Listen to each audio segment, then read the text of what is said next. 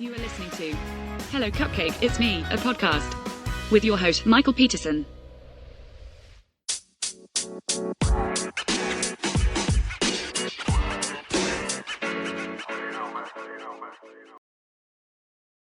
Hey everyone, Michael here with Hello Cupcake, It's Me, a podcast, and today is the Thursday, June 5th, 2025, and isn't it a fun time to be alive? If you haven't done so already, please hit like and subscribe, then head on over to youtube.com/hellocupcakeitsme to check out the YouTube channel, updated every Wednesday and Saturday. And also check out the blog, hellocupcakeitsme.com. Give it some love. Follow me on all the socials. And check out my book, Carpe Diem Scroto, 365 Daily Affirmations, found at www.cdsthebook.com. So, for those of you who are gamers, happy Nintendo Switch 2 release day. Nintendo Switch has been released here in the US, and it's like $549 because of the wonderful tariffs and all the other bullshit, embargo costs or whatever you want to call it. So that's awesome.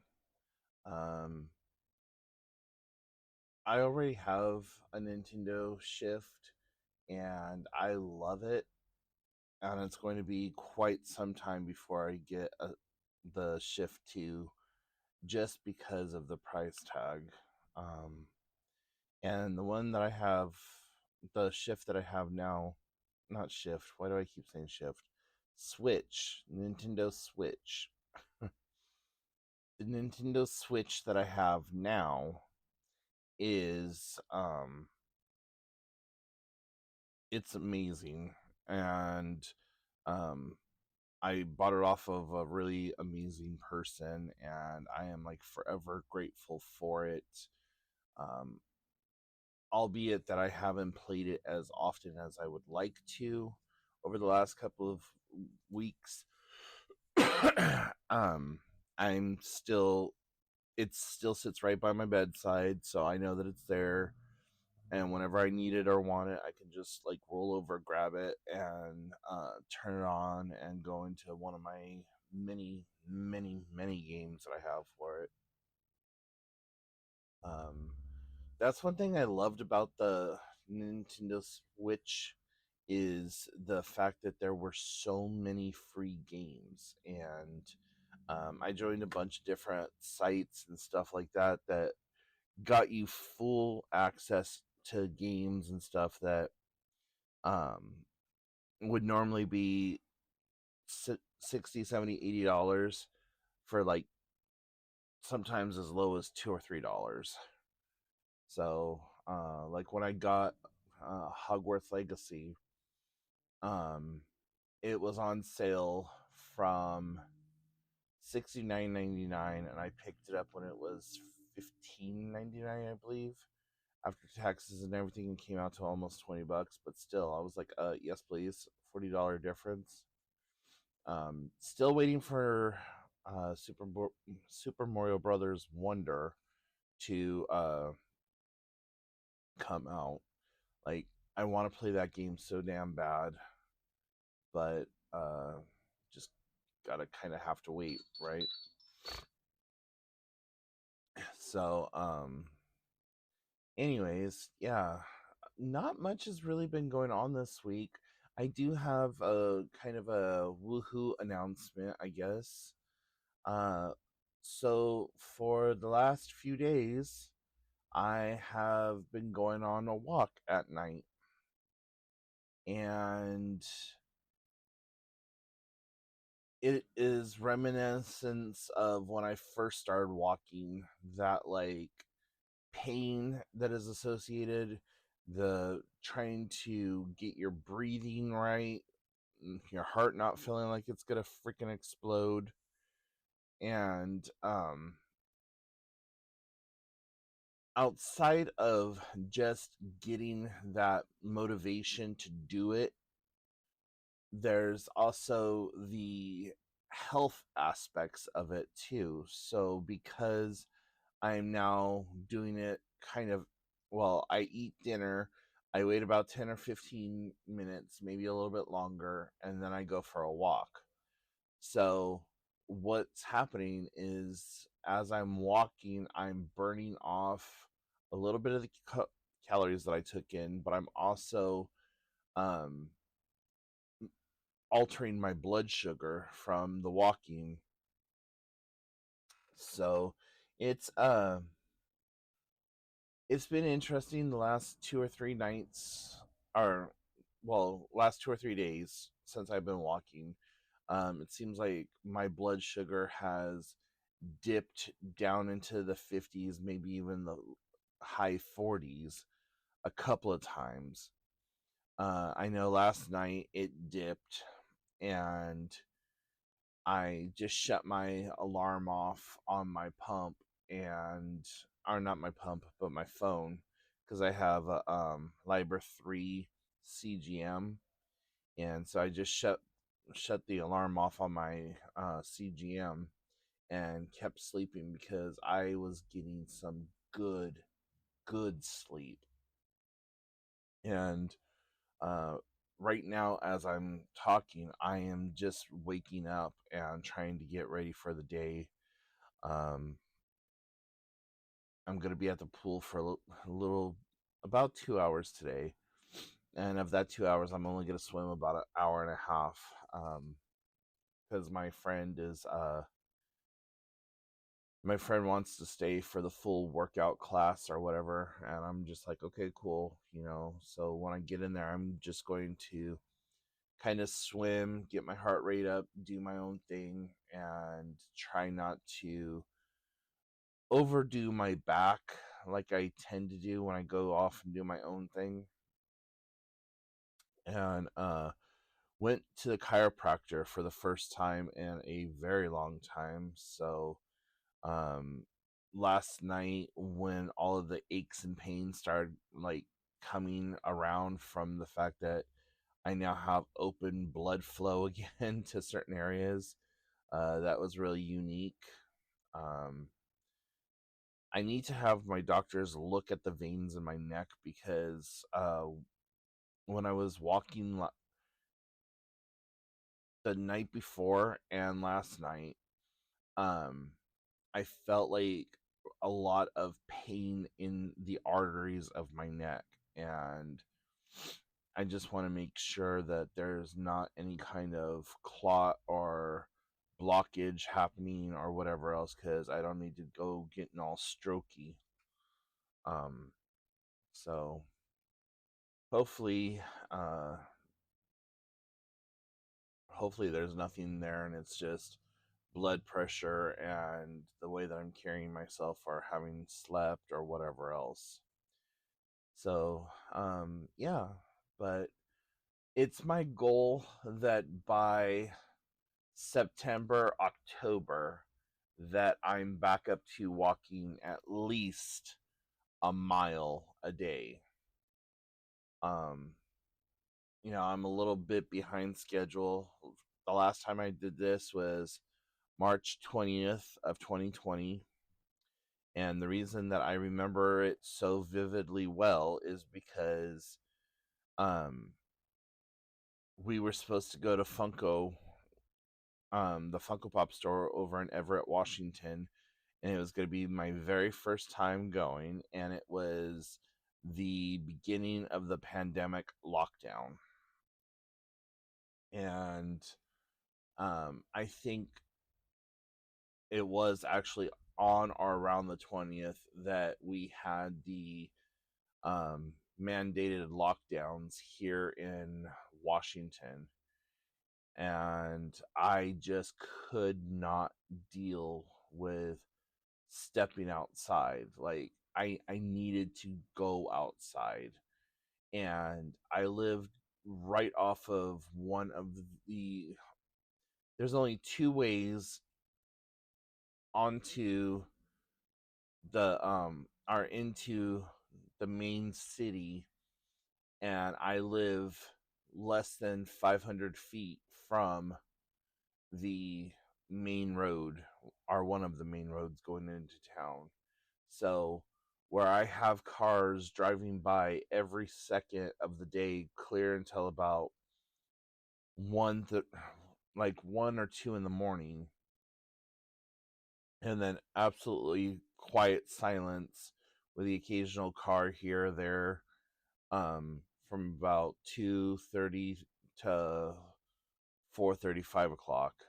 Uh, so just that dead silence, no one out in their yards, no music playing. I think that we even had like a wildfire somewhere, so it made it look really apocalyptic outside. And yeah, I just could not do it. So that's why I started walking in the first place, was like, okay, well, I can't go to the store, I can't do this, I can't do that. So I'm at least gonna get out into nature. And yeah, um and I've said it before and I'll say it again. There's the differences between then and now, outside of it being 4 or 5 years at this point, is that back then I was using marijuana, and I was like heavily consuming cannabis. Almost, well, it wasn't almost, it was daily I was consuming cannabis. And I had a marijuana topical, um, CBD lotion stuff that I would rub into my back and my legs. And the minute that kicked in, I would just like take off walking. The other thing that it is different this time around is the time that I'm walking. So what would happen is I would wake up in the morning and I would go to the bathroom, walk straight out to the living room, put my shoes on, get in the car and drive, and then go do my walk, and then come home and start my day. So now I'm doing it at the end of the day after I've already like done my day.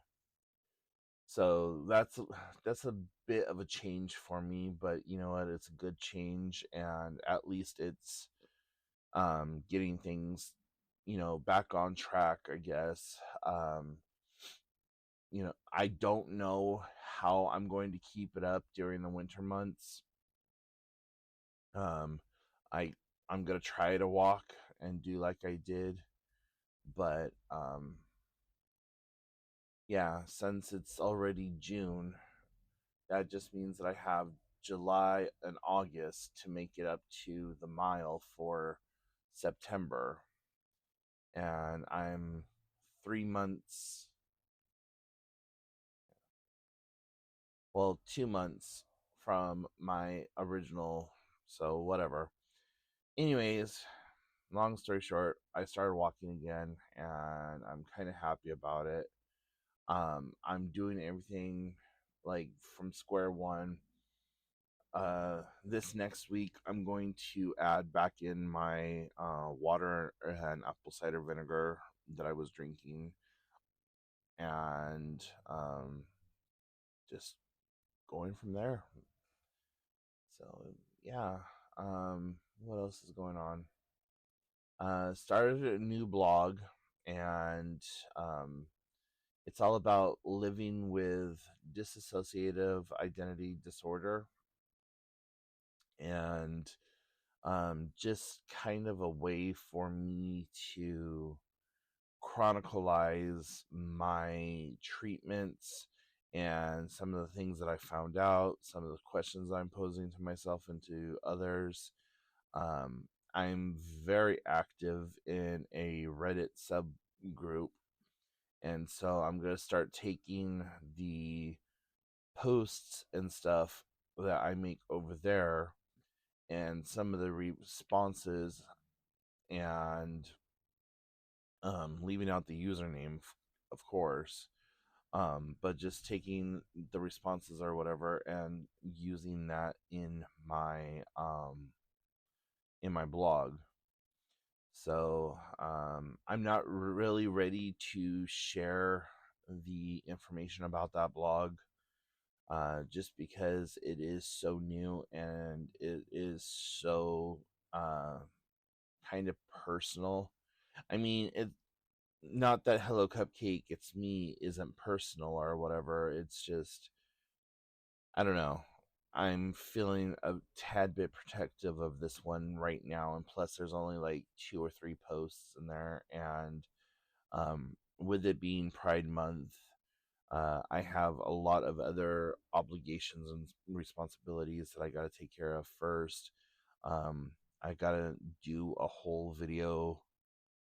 Well, for those of you who don't watch the YouTube channel, every June I do a spotlight on a gay, lesbian, queer person or history that some people may not know about. So like one year I did the Stonewall riots and what it meant about that. I did another one on the lesbian and gays support the coal miners movement over in England from 1985 to 1986. I've done Marsha P. Jackson, which is the newest one for this year. Except for that one, I used a text to voice generator because there was a lot of people who had made some pretty nasty comments and remarks about how they couldn't understand me and all this other stuff on a video that I believe it was on Matthew Shepard.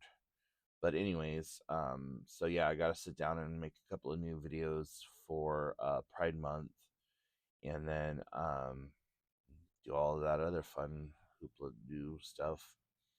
So if you are a member of the LGBTQIA2S plus community, welcome, and I want you to know that you are seen, you are heard, you are loved, and you are safe, and I am an ally. So if you need to talk to somebody about whatever, there is the Trevor Project that you can reach out to. They have a text line and a phone hotline, and it's free. And it's a queer community resource. If you don't want that and you need someone to talk to and you're feeling kind of suicidal or whatever, there is the national 988 hotline here in the US. For those of you listening outside of the US, I'm so sorry. I don't know what your numbers are, but as far as I know, the Trevor Project accepts people from wherever you happen to be. But you can do a phone call, you can do a text message, you can do online instant messaging, whatever helps you. So, yeah, but that's pretty much it. So I think I'm going to wrap this up because I need to get my day started, and I will talk to you all later. Don't add to the population, don't subtract from the population, and be you, they'll adjust. Have a great day, guys. Hey you! Tired of mental health books that feel like homework or therapy sessions in disguise? Carpe Diem Scroto is not that book. Written by author Michael Peterson, utilizing his own personal mental health journey, it's your daily dose of clarity, humor, and healing, designed to meet you exactly where you are.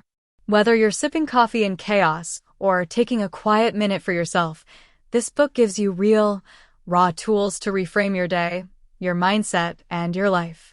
Unlike anything else on the market, Carpe Diem Scroto blends personal storytelling, practical mental health strategies, and a keep-it-real attitude that makes self-work feel like self-empowerment. Use it daily, share it with a friend, or grow at your own pace. Ready to reclaim your day with bite-sized brilliance? Head to www.cdsthebook.com to grab your copy or learn more.